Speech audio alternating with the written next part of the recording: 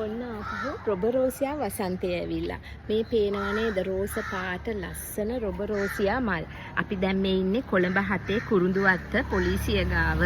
අපේ නෙත්තා උයනක් බලන්න ආපු වෙලාවක මේ ගෙදර එළියේ තියෙන රොබරෝසියා ගහේ වැටිච්ච මල්. ඔයගලන්ට පේනවා නේද කොච්චර ලස්සනද කියලා මේ මල.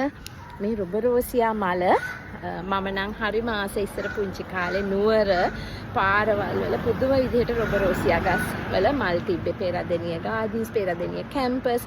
මම හිතන්නේ පේරාදෙණිය වලේ තියෙන රොබරෝසියා ගහක්. ඒක කැඩුනද මතක නෑ. පස්සේ කාලෙක කිව්වද එහෙම කතාවක්. මම පේරාදෙණිය කැම්පස් නොවන නිසා මට ඒක දන්නේ නෑ හරියට. හැබැයි මට මතක හැටියට වලේ තිබ්බ ගහක්. වල කියන්නේ ඔයගලන් දන්නවනේ පේරාදෙණිය වල කියන එක පොඩ්ඩක් අහන්නකො කාගෙන් මොකද්ද කියලා. ඉතින් කොහොම හරි ඔය රොබරෝසියා මල් තමයි දැන් මේ වැටිලා තියෙන්නේ පොළවේ.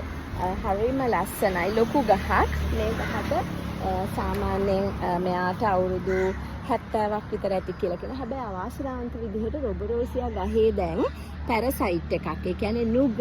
ඔයගලට පේනවා නම් ඔය කොළ පාට මේ රොබරෝසියා කොළ හරි චූටි. ඔය ලොකුවට පළල් පත්‍ර තියෙන නුග ගහක්, ෆිකස් එකක්. මේ නුග ගහේ මුල් තමයි මේ රොබරෝසියා ගහ වට කරගෙන ඇවිල්ලා තියෙන්නේ. ඉතින් මම පිට කලින් නුග මුල් ගැන කතා කරානේ. crop roots and still fruit කියනකොට කරු මුල් සහ කයිරු මුල් ගැන කියද්දි ඉතින් මේ දැන් එහෙම ආපු මේ මුල් වලින් රොබරෝසියා ගහ මරනවා. ඉතින් අපි CMC එකට මේවා කියනවා ගොඩක් වෙලාවට අවශ්‍ය ගහ තියාගෙන ඉතිරි ගස් කපන්න ඕනි කියලා. දැන් මේකත් කම්ප්ලේන් එකක් කරා කියලා කිව්වා.